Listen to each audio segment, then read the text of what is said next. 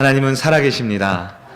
살아계신 하나님은 어제나 오늘이나 영원토록 동일하게 저와 여러분에게 큰 믿음 주시는 주님인 줄 믿습니다. 우리 앞뒤 좌우에 계신 분들과 인사하겠습니다. 하나님은 살아계십니다. 인사합니다. 아멘. 오늘 성경 말씀은 야이로라는 한 사람의 이야기를 다루고 있습니다. 야이로가 가졌던 직업은 회당장이라는 직업을 가졌다라고 말하지요. 회당장은 오늘로 따지면 이 한 지역에 있는 큰 교회의 담임 목사 같은 역할인데요. 회당장은 단지 이 예배를 드리고 말씀만 증거하는 일을 한 것이 아니라 이 회당이라는 역할이 가진 특수한 상황이 있습니다. 유대인들은 이 회당에 모여서 학교처럼 공부를 배웠습니다. 이 회당에 모여서 중요한 이 형사적인 민사적인 재판을 치르던 곳이 바로 회당이었습니다. 유대인의 종교 지도자들은요, 이 예배를 드리는 이 제사장의 역할뿐만 아니라 학교에서 가르치는 교사의 역할, 또한 재판을 하는 재판관의 역할을 같이 했던 사람입니다. 그러므로 오늘 나와 있는 이 야이로라고 하는 회당장은 보통 목사님이 아니라 그 지역의 학교장이기도 하고 또한 법관이기도 한 예배 인도자, 목회자였습니다. 이 야이로라는 사람이 오늘 본문에 따르면 예수님에게 찾아와서 무릎을 꿇었다라고 성경은 말하죠. 왜냐하면 그의 12살 난 어린 딸이 죽을 병에 걸렸기 때문입니다.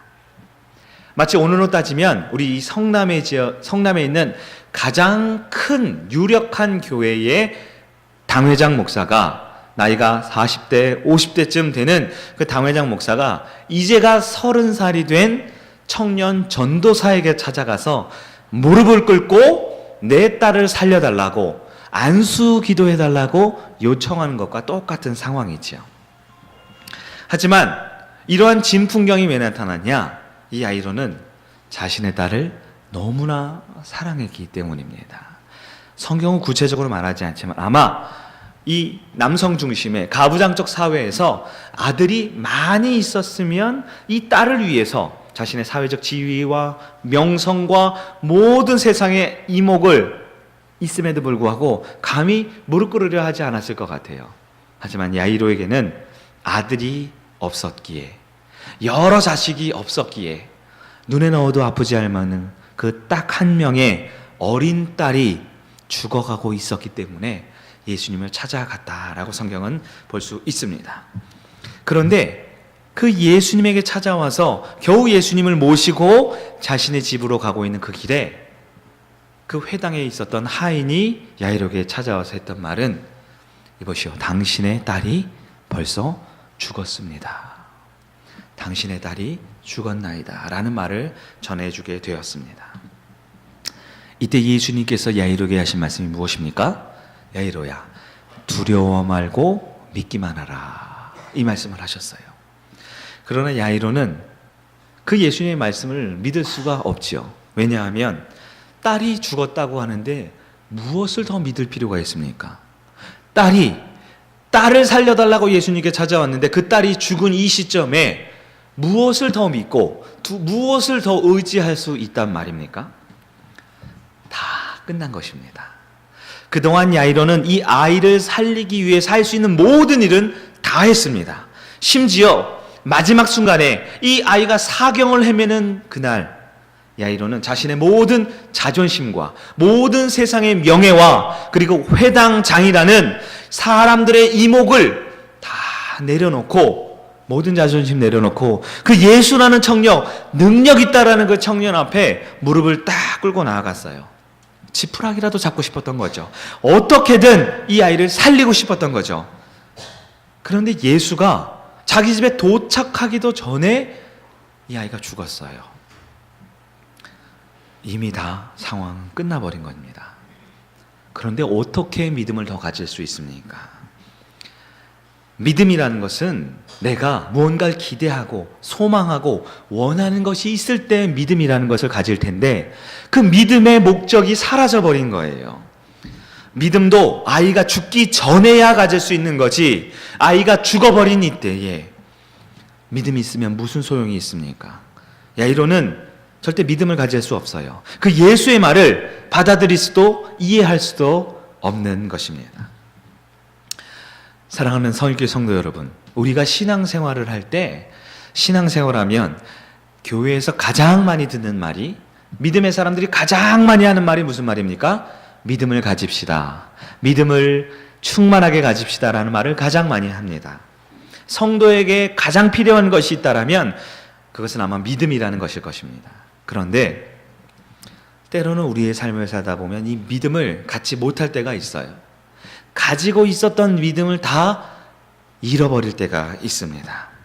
아무리 믿음으로 살려고 하지만, 믿음으로 충만해서 이 험한 세상 버텨내려고 하지만, 아무리 믿음을 가져도 내 삶에 어떠한 변화도 나타나지 않습니다.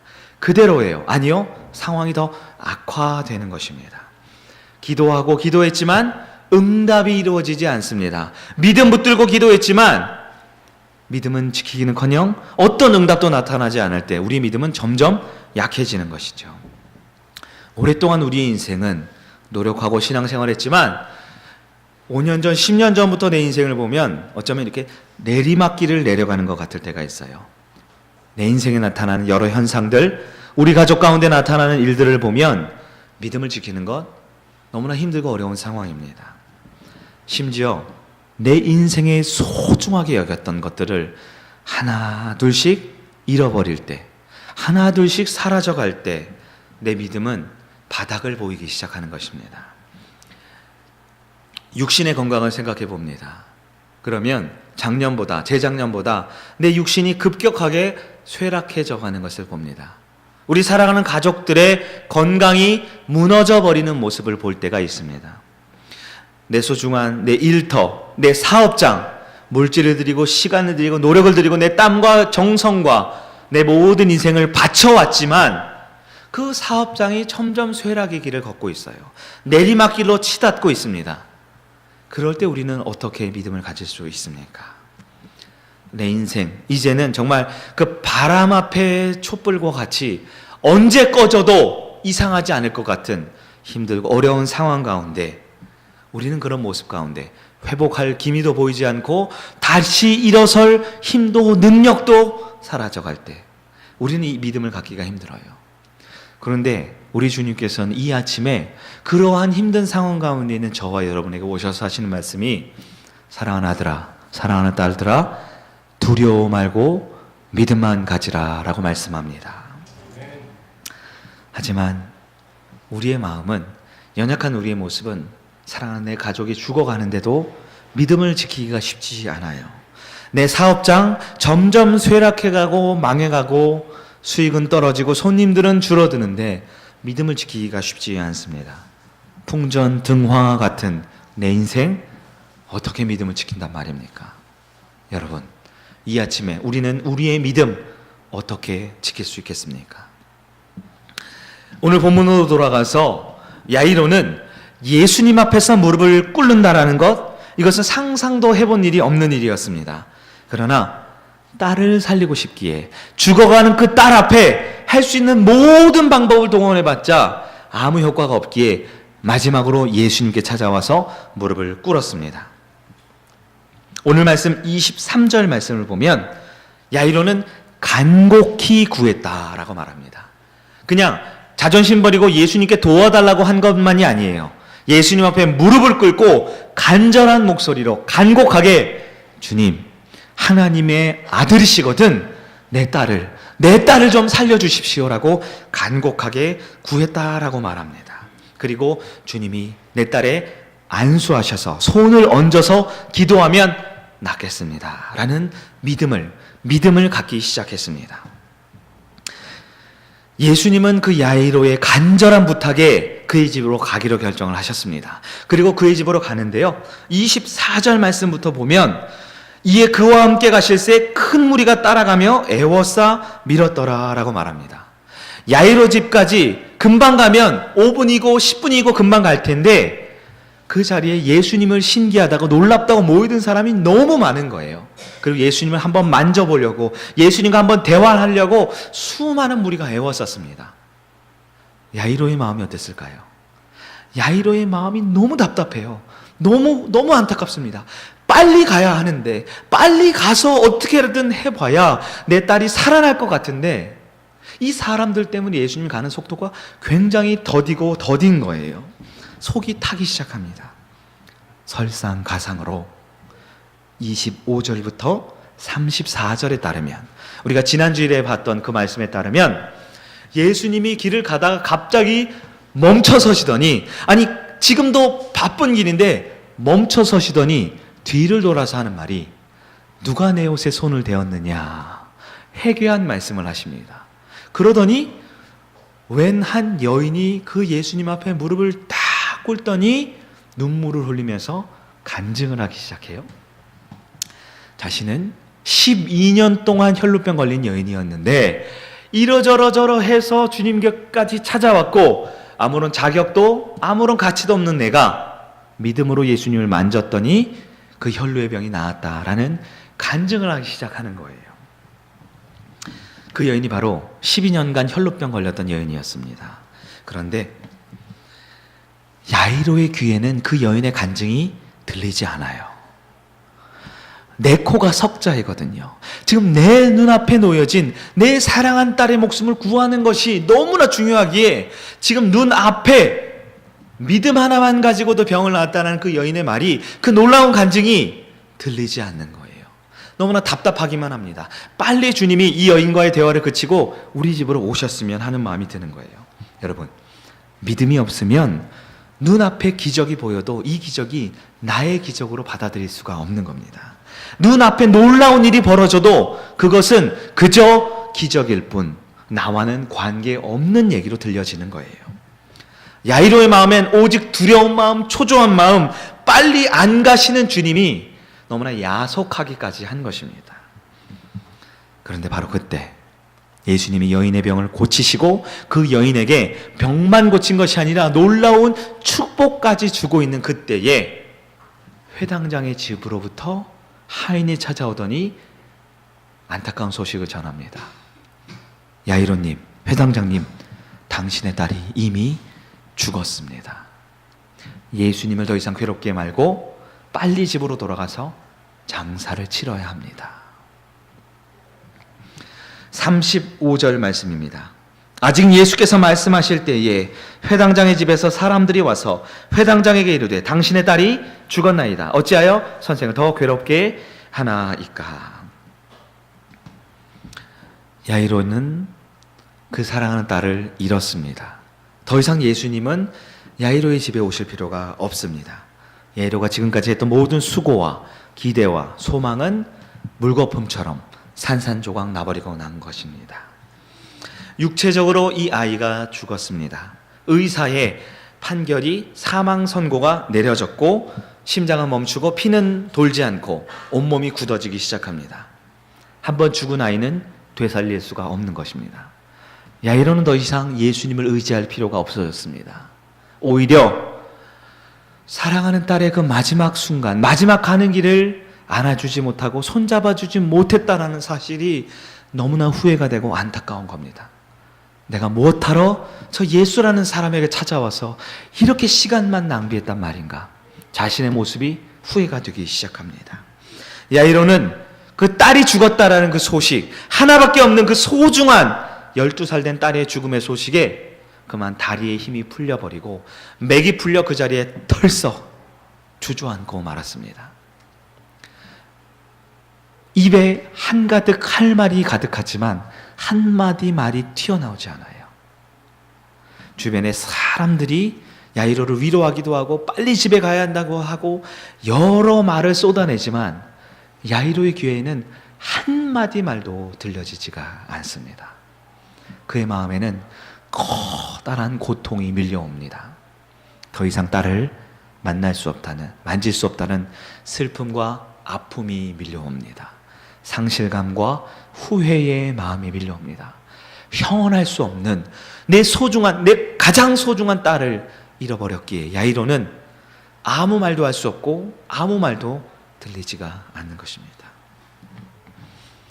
그의 마음에 있는 절망의 마음이 이제는 원망의 마음으로 바뀌는 거예요.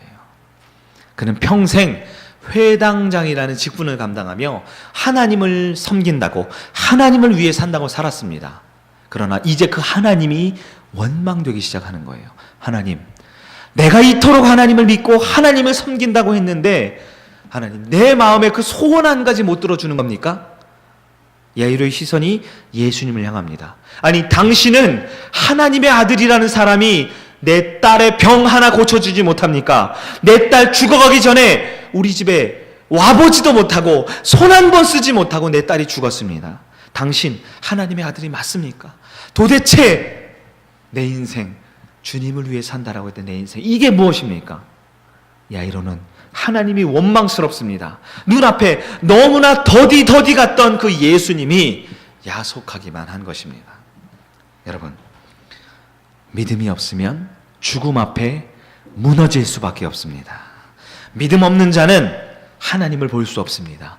예수님을 보아도 그는 하나님이라고 믿을 수가 없는 것입니다. 믿음이 없으면 죽음은 그저 끝일 뿐입니다. 하지만 우리가 읽은 오늘 본문에 따르면 딸의 죽음 앞에 아무것도 할 수 없이 그저 털썩 주저앉은 야이로에게 주님께서는 한마디 음성을 허락하십니다. 오늘 본문 우리 36절을 한번 읽어보겠습니다. 36절을 다 같이 한번 읽어봅니다. 시작. 예수께서 그 하는 말을 곁에서 들으시고 회당장에게 이르시되 두려워하지 말고 믿기만 하라 하시고. 아멘. 사람들이 떠드는 소리가 야이로의 귀에는 전혀 들리지가 않아요. 그 내면의 혼자의 깊은 슬픔과 아픔과 고통, 사랑하는 딸을 잃은 그 안타까운 심령 가운데 그의 영혼은 방황을 하고 있어요.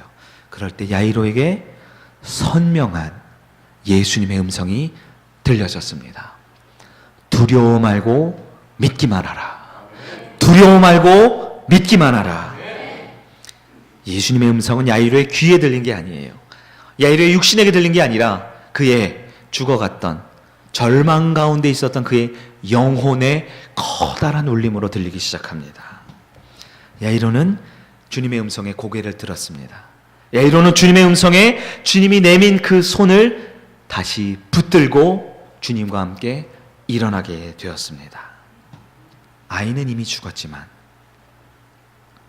죽으면 모든 것이 끝나버린 것이지만, 이제 아무 소용없는 일이 되어버렸지만, 야이로는 주님의 음성을 듣고 주님의 손을 다시 붙든 것입니다.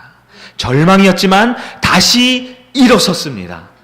여전히 야이로의 두 다리는 풀려 있어요. 제대로 걷지 못합니다. 야이로는 한마디 말을 할 수 없어요. 성경 우리가 읽은 마지막 구절까지 야이로가 했던 말은 단 한 구절도 기록되지 않습니다. 그는 끝까지 벙어리처럼 한마디 말을 할 수 없어요. 그러나 야이로는 그 혼란한 상황 가운데 너무나 따뜻하면서도 선명하고 단호하신 주님의 그 음성을 듣고 그 음성 하나만 붙들고 다시 일어서서 집으로 돌아갑니다. 두려워 말고 믿기만 하라. 그 음성을 야이로는 믿었습니다.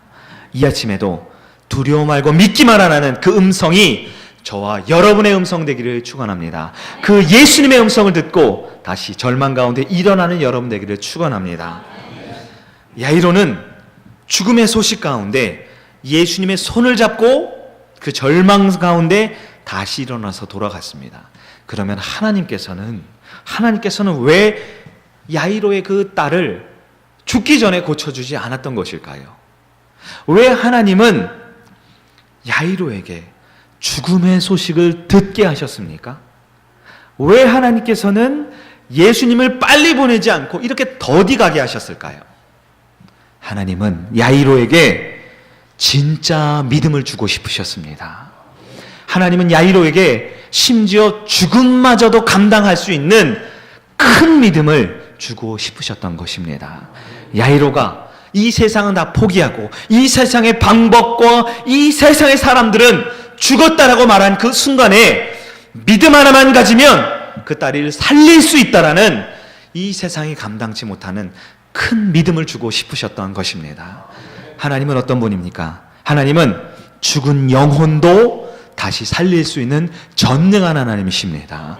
하나님께서는 믿기만 하면 우리 주변에 있던 어떤 절망적이고 어떤 쇠락의 길을 가고 어떤 끝이라는 상황 가운데서 다시 살리실 수 있는 전능한 하나님이심을 믿는 여러분 되기를 축원합니다. 하나님은 야이로 집에 가셔서 그의 딸을 다시 살려주셨습니다. 그러나 그 아이를 살리기 전에 먼저 야이로에게 믿음을 심어주셨던 것입니다. 죽음 앞에서도 어떤 절망스러운 상황 앞에서도 포기하지 않고 두려워하지 않고 믿을 수 있는 믿음을 허락해 주셨습니다. 야이로는 아무것도 가진 것이 없었지만, 주님 앞에 드릴 것이 없었지만 주님의 그 음성 앞에 믿음을 가졌고 다시 일어섰고 주님과 함께 집에 돌아갔을 때 그 딸이 살아나는 놀라운 역사가 있게 되었습니다. 하나님은 야이로에게 어떤 방법으로 아이를 살려주는 믿음을 허락하셨습니까? 먼저 하나님께서는 혈루병 걸린 여인의 그 놀라운 기적을 야이로에게 보여주셨습니다. 25절에 따르면 12해를 혈루증으로 앓아온 한 여인이 있었습니다. 지난 시간에 살펴본 그 여인은 부정한 여인이었습니다. 아무 자격이 없습니다. 예배를 드렸던 것도 아니고 물질을 많이 드렸던 것도 아니었죠. 자기 자신을 위해 살았던 그 여인이었지만 그 여인은 오직 믿음 한 가지만으로, 믿음 하나만으로 그의 모든 12년간의 고통스러운 질병이 고쳐졌다라는 것을 하나님께서는 야이로에게 먼저 보여주셨던 것입니다. 야이로의 딸, 12살 된 그 딸도 비록 죽어가지만 하나님께서는 믿음 하나만 가졌다면 그 모든 12년간의 질병을 고친 것을 먼저 눈앞에서 보여주심으로 야이로에게, 아들아, 야이로야, 너도 이러한 믿음을 가지면 된다.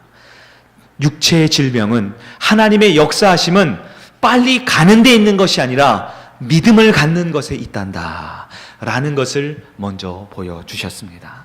야이로는 자신의 성경 지식으로는, 자신의 일반 상식으로는, 자신의 지금까지 신앙 생활로는 절대 그 딸이 다시 살아날 것을 믿을 수가 없었습니다. 하지만 하나님께서는 먼저 이 혈루병 걸린 여인의 놀라운 기적을 눈앞에서 먼저 보여주심으로 야이로에게 그의 12살 된 딸도 고침받을 수 있다라는 믿음을 먼저 보여주셨습니다. 하나님께서는 또한 믿음이 없는 모든 자들은 그 자리에서 내어 쫓으셨다라고 성경은 말합니다. 37절 말씀을 볼까요?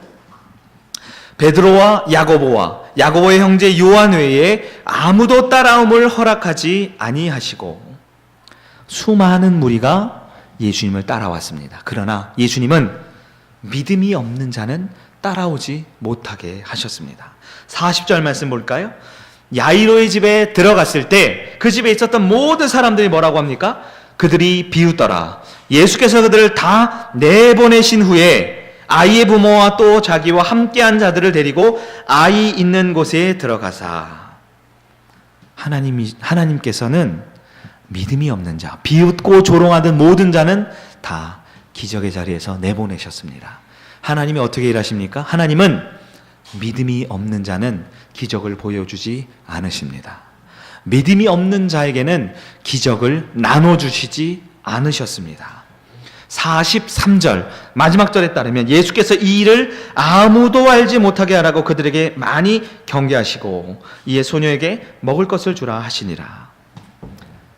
예수님께서는 아이가 살아난 이후에도 심지어 그 아이와 부모와 제자들에게도 이 놀라운 기적을 다른 사람에게는 말하지 말라고 하셨습니다. 왜 그러셨을까요? 그것이 바로 믿음의 유무입니다. 하나님은 믿음이 없는 자에게는 기적을 나눠주지도 보여주지도 않으십니다. 하지만 야이로가 믿음을 갖기 시작했을 때 눈앞에서 그 죽었던 사랑하는 딸이 눈앞에서 살아나는 놀라운 축복을 받았음을 믿기를 축원합니다. 예수님께서는 결정적으로 이 아이에게 믿음으로 달리다굼 외치시면서 그 아이를 일어나게 하셨습니다. 41절 말씀, 그 아이의 손을 잡고 이르시되 달리다고 마시니 번역하면 곧 내가 내게 말하노니 소녀야 일어나라 하심이라. 아멘. 예수님은 인간이 아니셨습니다. 예수님은 하나님이십니다. 인간은 누구나 한계를 가지고 있습니다. 인간은 죽으면 그것이 끝입니다. 한번 끝나면 되돌이킬 수가 없는 것이 인간의 한계입니다. 하나님은 마지노선이라는 것이 없는 분입니다. 인간은 마지노선이 있죠. 언제까지입니까? 죽기 전까지입니다. 인간은 마지노선이 있죠. 언제까지입니까? 사업이 망하기 전까지입니다. 인간은 마지노선이 있습니다. 이번 시험 떨어지기 전까지입니다. 그러나 우리 하나님은 마지노선이 없으십니다. 죽은 자도 살리십니다. 망한 곳도 다시 일으키십니다. 떨어진 그곳에서 다시 시작할 때 주님은 누구보다 복된 인생 살게 해줄 수 있는 것, 그것이 전능한 하나님이십니다. 하나님은 이미 죽어버린 그 아이에게 찾아가셔서 한마디 말씀으로 그 아이를 다시 살려주셨습니다. 소녀야 일어나라. 이 말씀이 저와 여러분을 향한 우리 죽어가는 인생을 소생시키는 하나님의 음성으로 들려진 이 아침 되기를 축원합니다. 하나님은 죽음의 소식 앞에 절망할 수밖에 없는 그 야이로에게 찾아가셔서 믿음을 먼저 주셨습니다. 그리고 그 믿음 하나로 죽음 가운데 죽었다라는 세상 사람들의 판결 앞에 쓰러진 야이로를 다시 일으키시고 그에게 놀라운 축복을 허락해 주시지요. 먼저 육체적으로 죽은 딸이 살아났습니다. 그 딸이 살아난 것은 그냥 병든 몸으로 살아난 것이 아닙니다. 완벽하게 건강하게 살려주실 줄 믿습니다. 주님께서는 야이로가 믿음을 가졌을 때 그 눈앞에서 그의 사랑하는 딸, 가장 소중한 것이 기적처럼 살아난 것을 보게 되었습니다. 여러분, 그 딸이 살아났습니다. 다시는 아프지도 고통도 아닌 건강한 몸으로 살아났을 줄 믿습니다. 여러분, 예수님께서 살려준 그 딸, 남은 인생 어떻게 됐겠습니까? 성경은 기록하지 않지요. 하지만 예수님이 직접 살려주신 그 딸, 방황하고 타락하고 세상 가운데 더러운 인생 살았겠습니까? 아니요. 주님께서 늘 그 딸을 지켜주셨습니다. 남은 그 딸의 인생, 하나님이 동행하며 복 주시는 인생 될 줄 믿습니다. 또한 야이로도 모든 사람에게 존경받는 회당장이 되었습니다. 그 전에는 말씀을 전해도, 아이들을 가르쳐도, 재판을 하고 판결을 해도 늘 마음에 불안하고 초조하고 두려운 것이 있습니다. 무엇입니까? 내 딸이 12살 된 딸이 죽어가고 있다는 거예요. 사람이 가장 믿음이 약해질 때가 언제입니까? 내 가장 소중한 것, 특별히 내 사랑하는 자식이 아플 때, 죽어갈 때 우리는 마음이 무너지고 가졌던 믿음도 흔들리는 것이 우리 연약한 마음입니다. 그러나 야이로가 믿음을 가질 때 그는 딸이 살아나는 것을 경험하게 되었고, 그의 설교든 사역이든 무엇이든지 간에 그는 담대함과 평안으로 하게 되었습니다. 그 지역의 가장 존경받는 회당장이 되었고, 그가 만나는 모든 사람마다 저 사람은 기적의 사람이다, 저 사람은 하나님이 함께하는 사람이다라는 칭송과 존경을 받게 되었다는 사실을 기억하기를 바랍니다. 무엇보다 야이로는 하나님이 살아계심을 눈앞에서 똑똑히 보는 기적을 체험하게 되었습니다. 그의 남은 인생 어떤 시험이 와도, 어떤 두려움이 와도 그는 예수님을 찾았습니다. 하나님 앞에 큰 믿음을 가지고 흔들리지 않는 굳건한 하나님의 사람이 되었다는 사실을 믿기를 바랍니다. 이 아침 우리가 말씀을 대할 때 이 야이로의 이야기, 지난 시간에 들었던 혈루병 걸렸던 여인이 고쳤던 이야기, 무엇으로 그들이 병고침과 무엇으로 새 인생을 살게 되었습니까? 바로 믿음입니다. 그 믿음, 우리가 가질 때 야이로에게 주어졌던 건강의 축복, 야이로에게 주어졌던 사람들에게 존경받는 축복, 야이로에게 주어졌던 남은 인생, 하나님을 꼭 붙들고 어떤 시험과 어려움도 이길 수 있는 큰 믿음 갖는 여러분 되기를 축원합니다. 믿음은 죽음의 소식이 들려줘도 예수님을 바라보는 것입니다. 믿음은 죽은 아이도 살려내는 것이고, 믿음은 죽어가는 내 영혼도, 내 인생도 다시 살려내는 것을 믿기를 바랍니다. 믿음은 무너져가고 있는 내 건강을 다시 살릴 수 있습니다. 내리막길을 가고 있는 내 인생도 다시 회복시킬 수 있습니다. 믿음은 깨어져 가고 있는 내 가정 다시 회복시킬 줄 믿습니다. 믿음은 더 이상 손 쓸 수 없을 내 자녀의 문제 반드시 책임져 주실 줄 믿습니다. 그 믿음을 갖는 여러분 되기를 축원합니다. 저를 한번 따라해 주시겠습니다. 믿음은 죽어가는 내 인생 다시 살린다. 믿음은 죽어가는 내 가정 다시 살려낸다. 그 믿음 갖는 여러분 되기를 축원합니다.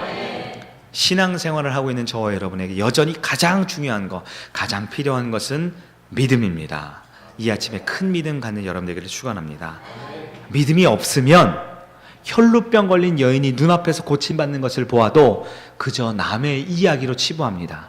하지만 믿음이 있으면 그 여인이 병 고침 받는 것, 그 야이로의 딸이 회복되는 것이 나의 삶에 나타날 줄 믿습니다. 믿음이 없으면 인간은 주변에 있는 수많은 기적들이 그저 부러울 뿐이지만 우리가 믿음을 가지면 그 믿음의 놀라운 기적이 바로 내 삶의 상식처럼 나타나게 될 줄 믿습니다. 어떤 어려움 가운데도 야이로처럼 큰 믿음 갖는 여러분 되기를 축원합니다. 어제 오후 이야기입니다. 우리 어제 오전에 우리 장로님과 우리 많은 우리 답사 식구들과 함께 우리 전교인 수련회 8월에 있는 양평의 수련회 답사를 갔다가 오후에 왔어요. 제가 이번 주 중에 대신방이 계속 있었잖아요. 또 바쁜 일도 있었고 해서 말씀 준비가 사실 좀 부족했습니다. 그래서 오후에 목양실에 앉아서 설교를 빨리 준비한다고 하는데 우리 권사님들께서 교회 청소도 다 해놓고 이제 집에 가셔도 되는데 굳이 또 전도를 나가시겠다고 하는 거예요. 팝콘을 만드시고 전도지를 붙이고 열심히 준비를 하셨습니다. 그래서 제 마음 가운데 그냥 잘 다녀오세요 하는 마음이 있었던 것 같아요.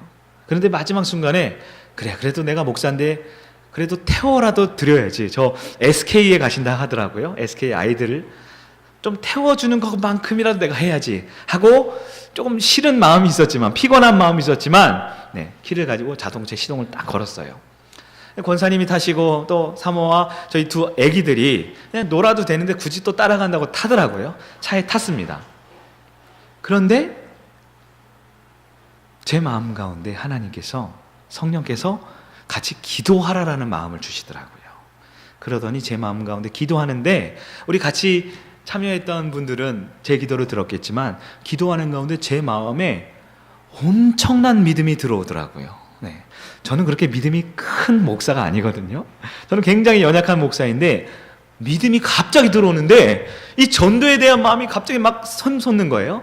그래서 우리 권사님들이 어디로 가냐니까 SK를 간대요. 그러면 이제 교회에서 나가자마자 앞마당에서 좌회전을 해서 우리 일성 아파트 쪽으로 이렇게 내려가야 되잖아요. 그런데 제 마음 가운데 성령께서 오른쪽으로 가라 그러세요. 오른쪽으로. 그래서 차를 몰고 오른쪽으로 딱 틀었어요. 그때까지도 제가 어디로 가야 할지를 생각을 못 하는데 그 내리막길로 가는 중에 하나님께서 제 마음 가운데 사기막골에 가라라는 말씀을 주시더라고요. 그 마음을 주세요. 제가 즉흥적으로 권사님들한테 권사님 사기막골 잠깐 들리면 안 돼요? 그랬더니 원래 계획이 있으셨지만 권사님들께서 흔쾌히 동의해 주셔서 사기막골에 갔습니다.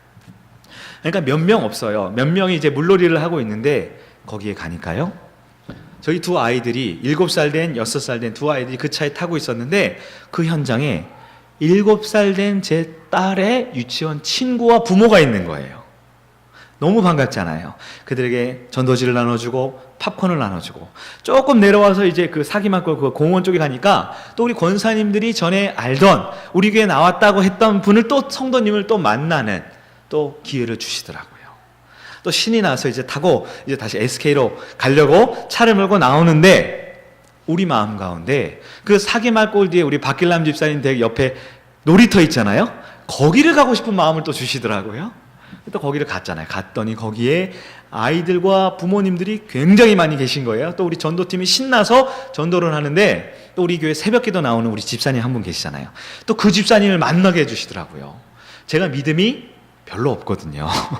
전도 같은 데 나가면 굉장히 영적으로 저 사람들이 우리를 거절하지 않을까, 우리 집사님들 권사님들한테 해코지는 하지 않을까 제 두려운 마음이 많은데 아는 사람을 만나니까 또 지역 유지 아는 분을 만나니까 기분이 너무 좋더라고요. 팝콘이 몇 개 안 남았습니다. 이제 차를 타고 오늘 하던 목적지 어디죠? SK를 가야 되는데 차를 타고 이렇게 쭉 나가는데 또 우리 팀의 마음에 보통골에 한번 가자라는 마음을 주시는 거예요. 보통골로 갔습니다. 네, 제가 2달 됐는데 처음 가봤거든요. 보통골에. 거기 물놀이 하는 데 있죠. 차를 딱 대는데 거기 위에 그 언덕 위에 있는 저도 봤던 아이가 한 명 있어요. 누군가 했더니 저희 아들 6살 된 저희 아들 유치원 친구가 거기 또 있는 거예요.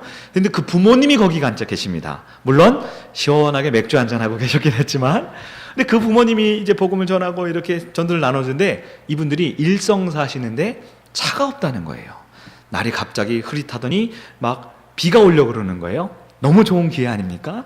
또 저희 교회 타고 또 그분들을 일성까지 모셔다 드리는데 이런저런 얘기를 나누다가 또 복음도 전하고 좋은 소식도 전하고 일상 아파트 앞에 딱 내리니까 갑자기 비가 내리기 시작합니다.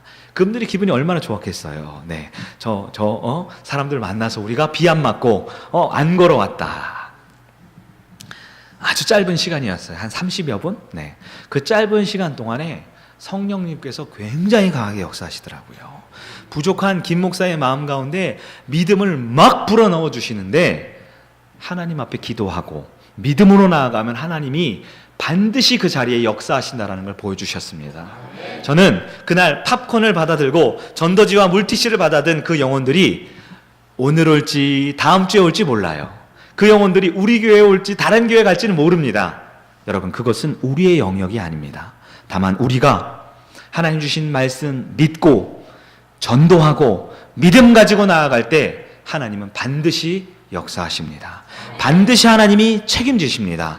나는 그저 팝콘 하나 전달했지만, 나는 그저 전도지 하나 전달했지만, 나는 그저 기도하는 믿음밖에 없었지만 그 믿음을 가지면 하나님이 반드시 역사하실 줄 믿습니다.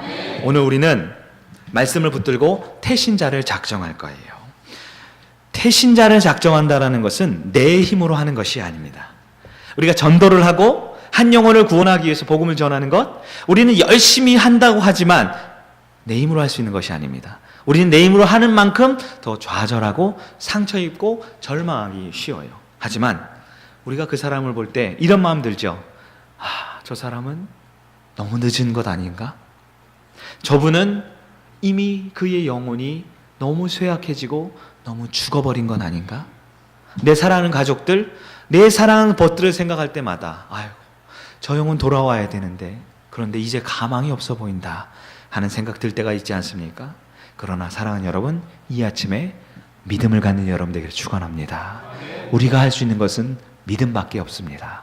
믿음으로 그 영혼 주님 앞에 올려드릴 때, 믿음으로 절망 가운데 있지만 주님의 손을 붙들 때, 믿음으로 다시 일어나서 그 길을 걸어갈 때 예수님께서 저와 여러분과 함께 해주실 줄 믿습니다. 예수님께서 친히 달리다금 소녀야 일어나라 라는 놀라운 기적을 우리의 태신자 작정과 복음 전도와 영혼 구원 가운데 주님이 친히 일하심을 믿습니다. 이 아침에 우리 가운데 큰 믿음 갖는 여러분, 우리 사랑하는 성일교회 모든 성도님 되기를 주님의 이름으로 축원합니다. 기도하겠습니다.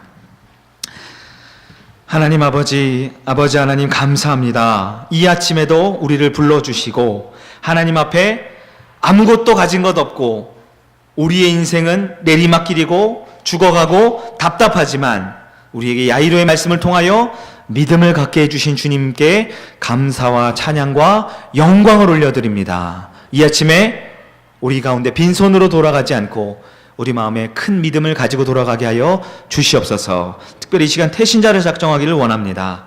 우리 가운데 주님께서 허락하신 그 이름 석자, 그 한 영혼 한 영혼 쓸 때 내 힘과 능력이 아닌 믿음으로 그 이름을 주님 앞에 올려드릴 때 영혼 구원의 놀라운 역사가 천국 잔치가 있는 귀하고 복된 시간 되게 하여 주시옵소서.